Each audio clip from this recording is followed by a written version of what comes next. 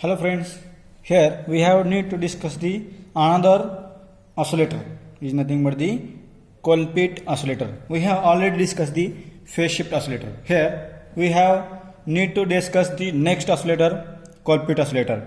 The Colpit oscillator is consist of the two capacitor and one inductor. The Colpit oscillator is consist of the two capacitors C1 and C2 and one inductor, which is also consist of the transistor amplifier, Here the Colpit oscillator is shown in this figure. This is the Colpit oscillator circuit. The frequency of oscillation of the Colpit oscillator is calculated by equation F is equal to 1 upon 2 pi into root LCT. The frequency of oscillation calculated by the Colpit oscillator is F is equal to 1 upon 2 pi root LCT, where CT is equal to C1 into C2 divided by C1 plus C2. Here C1 and C2. Okay. Now the basic construction or basic working of the diagram is given detailed. This is your Colpit oscillator diagram. Okay. आणि आता आपल्याला next जो Colpit ऑसिलेटरचा जो explanation आहे तो discuss करता आहे. Already आपण फेज शिफ्ट ऑसिलेटर डिस्कस केला आहे. Frequency of oscillation is calculated by the equation F is equal to 1 upon 2 pi root LCT. CT is nothing but the centre tap जो आहे याला आपण काय म्हणतोय centre tap. CT is nothing but the centre tap. CT is equal to C1 into C2 divide by C1 plus C2. Already we have discussed the combination of C1, C2 and L which works as a feedback circuit. The combination of C1, C2 and L which is nothing but the feedback circuit which provides the phase shift of the 180 degree. म्हणजे 180 degree phase shift जो आहे तो phase shift कशा या सर्किटनं भेटणार आहे आपल्याला C1, C2 into L.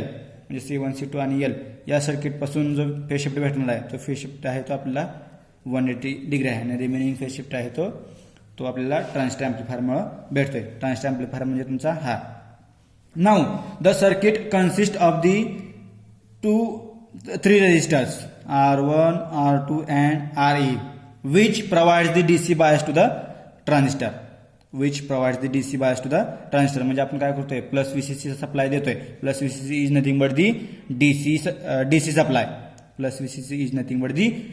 म्हणजे आपण DC सप्लाय दिल्यानंतर तो DC सप्लाय बायस करण्याचं काम कोण करतोय R1, R2 and RE. म्हणजे काय म्हणतोय the resistors R1, R2 and RE which provides the DC bias to the transistor.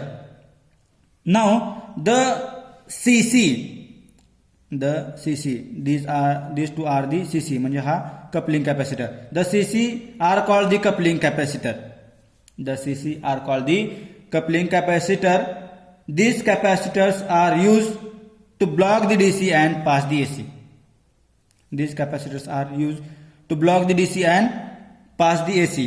The coupling capacitor is also called the blocking capacitor.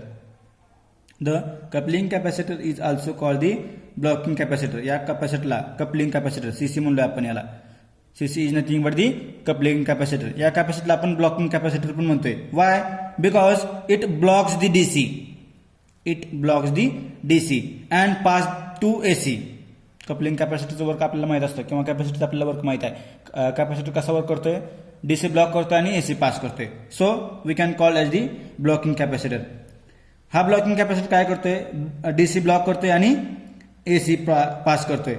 Now another new things is here are the RF coil is nothing but the radio frequency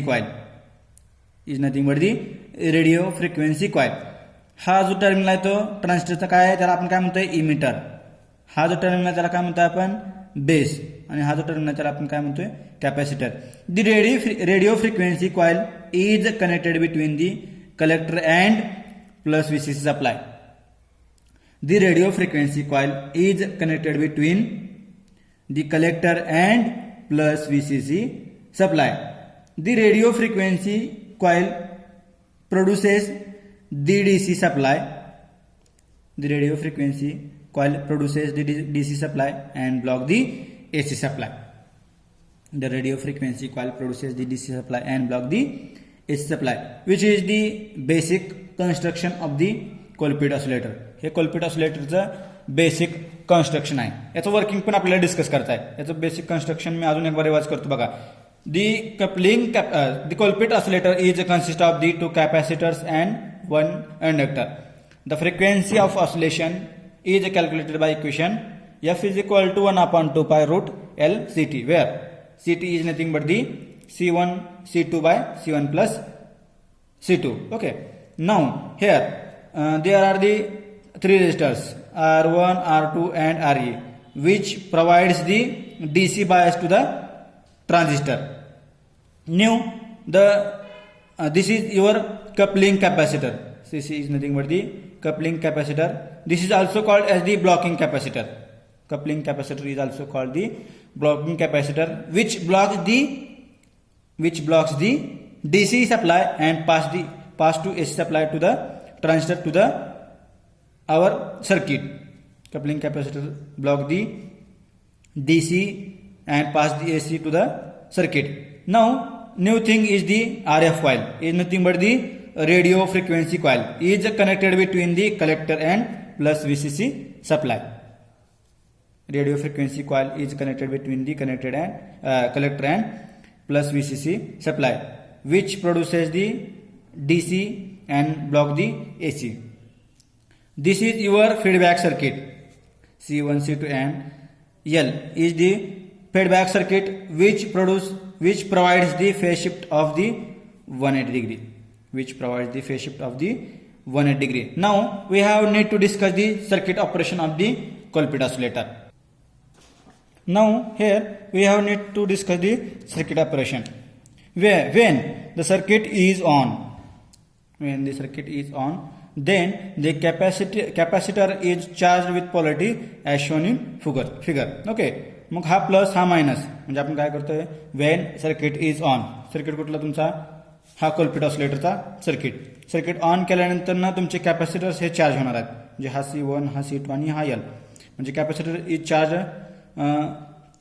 is charge with polarity as shown in figure. म्हणजे plus minus minus plus म्हणजे काय करतोय आपण plus DCC on करतोय. Plus VCC on करतोय म्हणजे काय करतोय आपण याला DC सप्लाय देते आणि DC सप्लाय दिल्यानंतर तुमचे कॅपॅसिटर्स चार्ज होणार आहेत. Which is nothing but the your tank circuit. आपलं टँक सर्किटचं कन्स्ट्रक्शन आहे त्याच्यासारखंच हे कन्स्ट्रक्शन आहे. आणि इथं काय बोलतो आपण प्लस मायनस मायनस प्लस म्हणजे capacitor charge with polarity as shown in figure. Now capacitor is discharged through the inductor. Which produces the frequency of oscillations, which is nothing but the your tank circuit. हे tank circuit सारखंच work होतं. म्हणजे काय म्हणतो आपण capacitor is charge with polarity and which is discharge through the inductor which produces the oscillations of frequency F, and the frequency of oscillations is calculated by equation F is equal to 1/2 pi root L Ct. Equation आपण त्याचे frequency काढणार आहे. Now here the output is taken across the C1. V out म्हणले आपण इथे. The output is taken across the C1 and the feedback is developed across the C2. म्हणजे for example आपण ही diagram बघितली इथं काय केलं आपण the output is taken across the C1. C1च्या अक्रॉस आपण काय केलंय आउटपुट घेतलंय आणि and the feedback is developed across the C2. हा जो फीडबॅक आलाय इथं तो आपण कशाच्या अक्रॉस डेव्हलप केलाय C2च्या across. Here the voltage across the C2 is 180 degree out of phase with the voltage across the C1. बघा काय म्हणते मी the voltage across C2 is 180 degree out of phase with the voltage developed across the C1. म्हणजे काय म्हणतोय C2च्या across जे voltage असेल ते out of phase असेल 180 डिग्री ना C1च्या अक्रॉस. म्हणजे काय म्हणतो आपण जर आपल्याला इथं आउटपुट फीडबॅक व्होल्टेज जर असं मिळत असेल या सायनसॉइडल प्रमाण मिळत असेल तर याच्या across 180 degree out of phase मिळत असेल. म्हणजे काय म्हणतोय, the voltage across C2 is 180 degree out of phase. The voltage across C2 म्हणजे हे जर तुमचं फीडबॅक व्होल्टेज असं असेल तर तुम्हाला आउटपुट व्होल्टेज 180 डिग्री फेज शिफ्टनं भेटेल. आउटपुट व्होल्टेज 180 डिग्री फेज शिफ्टनं भेटेल. म्हणजे जर इनपुट असं असेल, फीडबॅक व्होल्टेज असं असेल तर तुम्हाला व्ही आउटला C1च्या अक्रॉस जे आउटपुट मिळणार आहे ते असं असेल, म्हणजे 180 डिग्री फेज शिफ्टनं असेल. Means what, A phase shift of A 180 degree is produced by the transistor amplifier. The phase shift of a 180 degree is produced by the transistor amplifier is 180 degree, and the remaining phase shift is produced by the capacitors C1, C2 and inductor. Means the total phase shift is carried out by the 360 degree. The total phase shift is carried out by the 360 degree. Here the feedback fraction is nothing but the beta is equal to XC2 by XC1.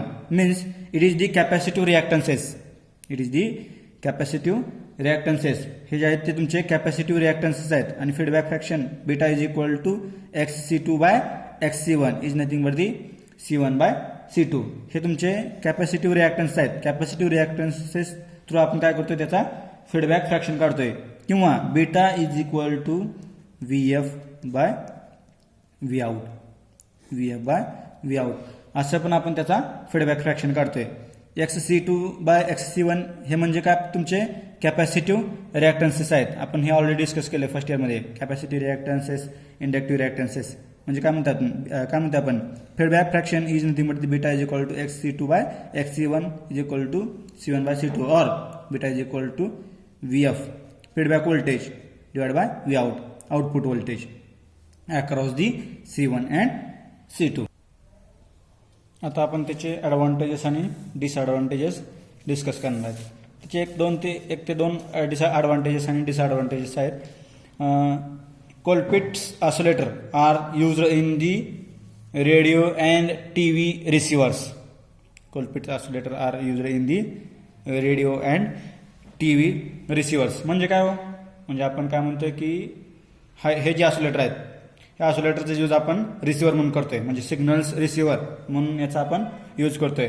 And frequency of oscillation can be easily व्हॅरिड. म्हणजे काय म्हणतो आपण, ते vary पण करू शकतोय. म्हणजे काय म्हणतो आपण, फॉर एक्झाम्पल आपण एक रेडिओचा सिग्नल लावला 92.7, नंतर ना आपल्याला ती फ्रिक्वेन्सी व्हॅरी करायची आहे, दुसरी फ्रिक्वेन्सी बघायची आहे. म्हणजे आपल्याला काय करतो, आपण नेक्स्ट चॅनल ट्यून करायचं आहे. फॉर एक्झाम्पल आपल्याला 91.1 ट्यून करायचं आहे, तर आपण काय करतो, त्याला इझिली व्हॅरी करू शकतोय. म्हणजे काय म्हणतो आपण, frequency of oscillations can be easily व्हॅरिड. आणि रेडिओ आणि टीव्हीमध्ये आपण काय करतोय, त्याला ॲज अ रिसिव्हर म्हणून यूज करतोय. आणि याचा अजून एक डिसएडव्हान्टेजेस पण आहे. म्हणजे आपण काय करतोय, याच्यापासून जे आपल्याला लोअर फ्रिक्वेन्सी आहेत, ती लोअर फ्रिक्वेन्सी आपल्याला जनरेट करता येत नाही. फॉर एक्झाम्पल आपण काय म्हणतोय, फॉर एक्झाम्पल याच्यापासून आपल्याला 20 हर्ट्झ फ्रिक्वेन्सी जनरेट करायची आहे, तर आपल्याला लोअर फ्रिक्वेन्सी जनरेट करता येत नाहीत. हे त्याचा डिसएडव्हान्टेज आहे. हा तुमचा कोलपिट ऑसिलेटर झाला. आपण दोन ऑसिलेटर्स बघलेत, फेज शिफ्ट ऑसिलेटर आणि हा जो आहे तो सेकंड, तो म्हणजे कोलपिट ऑसिलेटर. आपल्याला नेक्स्ट ऑसिलेटर डिस्कस करायचा आहे, तो म्हणजे हार्टली ऑसिलेटर आहे. तो आपण नेक्स्ट लेक्चरला डिस्कस करणार आहे.